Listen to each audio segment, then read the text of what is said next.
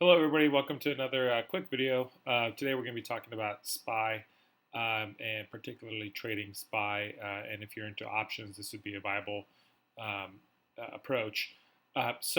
Quick look at technical analysis. When we look at the 30-minute chart, we notice a couple things, right? A couple things we'll notice here is that we kind of have this trend, almost like in this broadening formation on the 30-minute chart, right?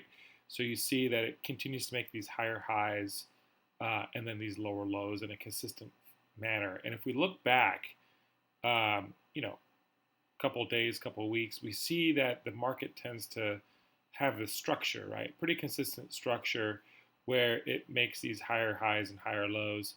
And when we're looking at the market from a broader perspective, we can really get into the details and hone in on how we're going to day trade, right? So when we look at the 5-minute chart, you'll notice that within the pre-market sessions, we kind of have the same sort of formation happening, right? So you can kind of see, the market price action tends to respect those levels that were determined pre-market on that particular day.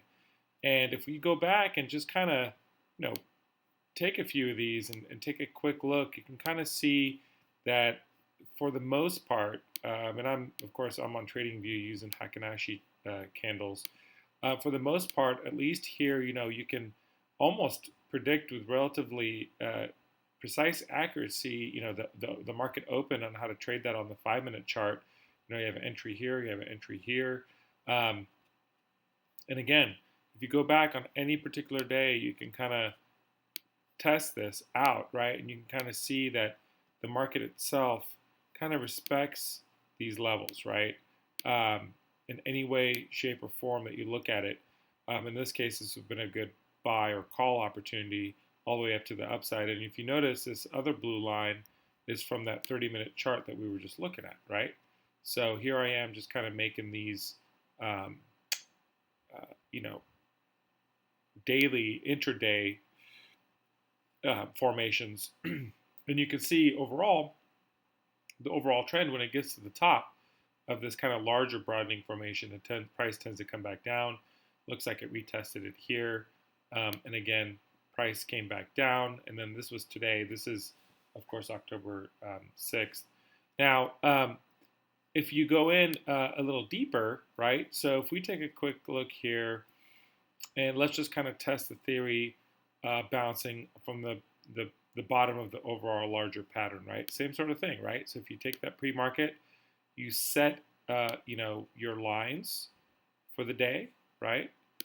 This will give you a good guide as to where price is likely to go throughout the day, right? And there you go. Here's a 5-minute chart. You can kind of, zoom in and say, okay, we understand market structures near this kind of overall bottom of this formation.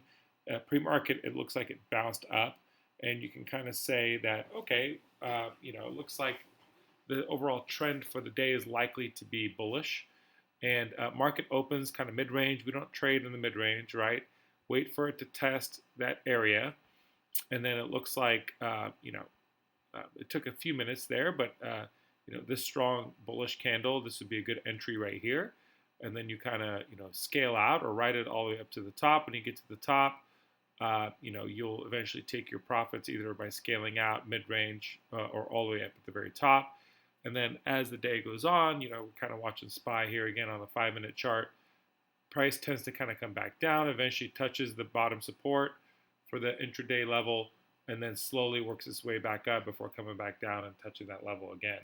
So if you're new to trading, or even if you're a veteran and you're struggling, understand that the market moves, based on price and volume and supply and demand.